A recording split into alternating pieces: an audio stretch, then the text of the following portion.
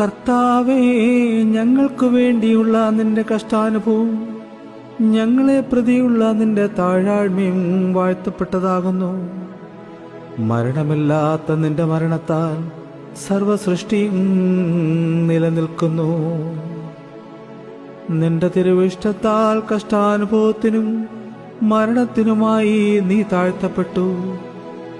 പറുദീസായിൽ വച്ച് ആദാം വരുത്തിയതായ കടത്തിന്റെ ചീട്ടിനെ നിന്റെ മുറിവുകളാൽ നീ കീറിക്കളഞ്ഞു. സത്യമുള്ള പിതാവ് വന്ദ്യനും സ്തുത്യനുമാകുന്നു.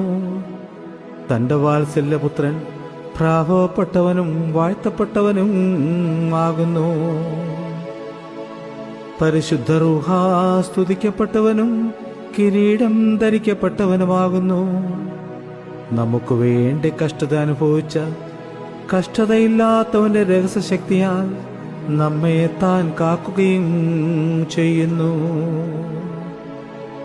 കർത്താവേ, നിന്നെ വിധിച്ച ജനത്തെ നീ വിധിക്കുമ്പോൾ ഞങ്ങളോട് നിശ്ച ന്യായവിധിക്കായി നീ പ്രവേശിക്കരുതേ.